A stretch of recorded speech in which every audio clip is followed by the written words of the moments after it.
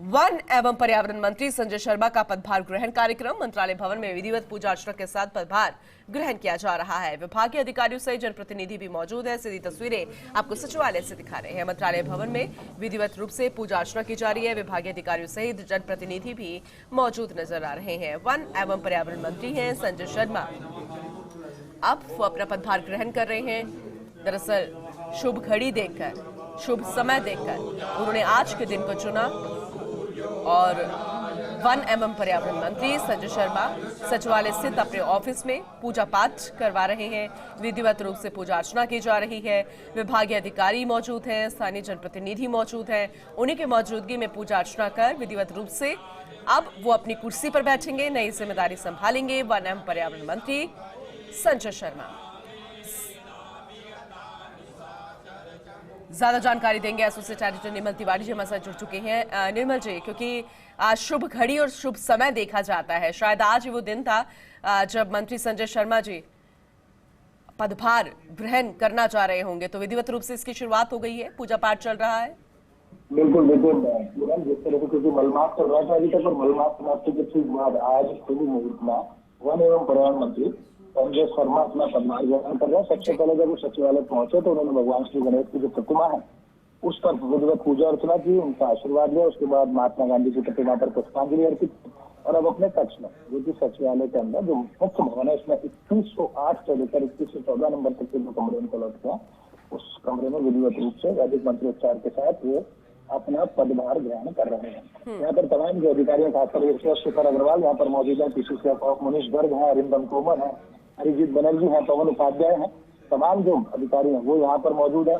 साथ ही साथ उनके जो तमाम जो अलवर से उनके साथ जो समर्थक आए वो यहाँ पर मौजूद है। विभाग के अन्य अधिकारी यहाँ पर मौजूद है, उनका स्टाफ मौजूद है और वैदिक मंत्रोच्चार के बीच इस समय पदभार ग्रहण का कार्यक्रम चल रहा है। वैसे भी एक संजय शर्मा को गौ भक्त के तौर पर देखा जाता है। गौ माता की सेवा लगातार वो करते रहे, दूसरी बार विधायक चुन करके आए, पहली बार मंत्री बने, तो निश्चित तौर पर भजनलाल सरकार ने उनको एक बड़ा ही महत्वपूर्ण पद दिया है। कभी वन, पर्यावरण, जलवायु परिवर्तन और विज्ञान एवं प्रौद्योगिकी सभी में स्वतंत्र प्रभार, यानी कि वो फ्री हैंड है अपने डिपार्टमेंट्स में काम करने के लिए। खास करके के लिए तो बहुत संवेदनशील विभाग माना जाता है वन को, पर्यावरण को, क्योंकि जिस तरह से कोरोना और कोरोना के बाद की जो हालात थे उससे लगातार निश्चित तौर पर एक बड़ा संवेदनशील इस मायने में कि पर्यावरण को सुरक्षित रखना है। जलवायु परिवर्तन के दौर में किस तरह से पर्यावरण सही रहे, संरक्षित रहे, प्रकृति संरक्षण रहे, वनों का संरक्षण किया जाए, वन और वन्य जीवों का संरक्षण किया जाए, और विज्ञान एवं प्रौद्योगिकी, देखिए ये भी बड़ा महत्वपूर्ण विभाग है जी।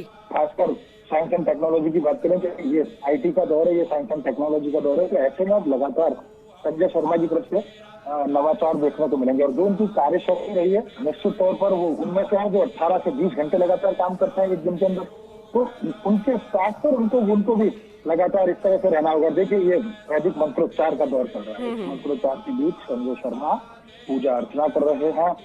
देखा गया है कि कौन से कोण के अंदर पूजा अर्चना की जाए, वो तमाम वास्तु के हिसाब से देखी गई तमाम चीजें, और खास बात ये देखने को मिल रही है कि लगातार वो उन्होंने पूरे ध्यान रखा है। बिल्कुल बिल्कुल निर्मल जी, क्योंकि जैसे कि आपने जानकारी दी, उनके समर्थक भी मौजूद हैं और कई अधिकारी भी मौजूद हैं। क्या परिवार से भी कोई आया है? क्योंकि हमने जहां पर देखा है पदभार ग्रहण के समय परिवार के लोग भी शामिल होते हैं, ये भी जानकारी दीजिएगा। साथ में ये भी बताइएगा कि प्राथमिकताएं तो वो गिनाएंगे, और आपने ये भी बताया कि क्या कुछ आगे रह सकता है, लेकिन चुनौतियां क्या कुछ होंगी, ये भी बताइएगा। देखिए निश्चित तौर पर परिवार के सदस्य मौजूद हैं, उनके तमाम जो उनके भाई हैं, उनके भतीजे हैं, उनके और जो रिश्तेदार हैं वो भी यहाँ पर मौजूद है। प्राथमिकता और चुनौतियों की बात करें तो देखिए प्राथमिकता तो निश्चित तौर पर वन और वन्यजीव संरक्षण होगा, क्योंकि राजस्थान में पहली बार बाघों की संख्या 100 से ज्यादा पहुंची है, नए कंजर्वेशन रिजर्व बने, वाइल्ड लाइफ रिजर्व बने, और ये जलवायु परिवर्तन का दौर है तो वेटलैंड्स विकसित करना, नए वेटलैंड्स की पूरी सूची तैयार है जिससे उनको काम करना है। वनों से अतिक्रमण हटाना बहुत बड़ी चुनौती होगी, क्योंकि वन भूमि पर बीघाओं वन भूमि पर अतिक्रमण है, उसको हटाना चुनौती होगी। वन क्षेत्र में अवैध खनन से निपटना उनके लिए बहुत बड़ी चुनौती होगी। और एक पूरी फेरिस्त है जिसमें किस तरह से बाघ संरक्षण की बात करा जाए, राजस्थान में टाइगर कंजर्वेशन को बहुत सारी चीजें, चीतों को राजस्थान में बचाने की बात थी तो वो लगातार उस पर काम चल रहा था। अभी कितनी तेजी से अफसरों के साथ उस पर काम कर पाता है, ये चुनौती होगी। पर्यावरण विभाग एक ऐसा है, देखिए प्रदूषण को कम करना, प्रदूषण नियंत्रण मंडल में पर्यावरण विभाग की बात करें तो जितने भी औद्योगिक जो क्षेत्र है वहां से जो अवशिष्ट निकलता है, जो गंदा पानी निकलता है, जो रसायन युक्त पानी निकलता है, उसके लिए तमाम एक पूरी कार्य योजना बनाकर काम करना होगा। प्रदूषण को किस तरह से, कार्बन उत्सर्जन को नियंत्रित रखना है, उस पर काम करना होगा। तो निश्चित तौर पर एक लंबा चौड़ा और एक बहुत व्यापक और विराट विभाग है, जिसमें और खुद संजय शर्मा का भी व्यक्तित्व बड़ा विराट है पूनम। तो निश्चित तौर पर वो काम करेंगे। चुनौतियां हैं, प्राथमिकता अभी उनसे पूछी भी जाएंगी, हम पूछेंगे, उनसे बात करेंगे, उनकी प्राथमिकताएं क्या है, चुनौतियों से कैसे निपटेंगे। लेकिन फिलहाल देखिए शुभ घड़ी में वैदिक मंत्रोच्चार के साथ वो पदभार ग्रहण कर रहे हैं। और ये निश्चित तौर पर एक लंबा इंतजार था, क्योंकि मलमास पूरा करीब 1 महीने का जो समय था वो पूरा बीता है। इस 1 महीने के दौर में उन्होंने अलवर और जयपुर के बीच में लगातार एक समन्वय स्थापित करने की कोशिश की है, क्योंकि पदभार को आज आधिकारिक और औपचारिक तौर पर ग्रहण कर रहे हैं, उससे पहले अधिकारियों के साथ बातचीत करना, उनसे विभाग को समझना, वो लगातार इस काम की कर रहे थे। और अब पदभार ग्रहण का कार्यक्रम लगभग संपन्न होने पर इस बार हम उनसे बात करने की कोशिश भी करेंगे पूनम, कि वो किस तरह से अपनी प्राथमिकताएं सब बताते हैं पूनम। और निर्मल जी, हो सकता है कि पदभार ग्रहण करने के बाद आने वाले समय में हमें एक खास बैठक होती हुई भी नजर आए। जी पूनम जी, बिल्कुल निश्चित तौर पर, क्योंकि अभी पूजा आरती का दौर है और तमाम, क्योंकि विधिवत, मैंने जैसा पहले भी कहा, संजय शर्मा का व्यक्तित्व अलग तरह का, बहुत धार्मिक मान्यताएं रखते हैं, गौ भक्त हैं, तो निश्चित तौर पर गौ माता की सेवा करके चले यहाँ आए।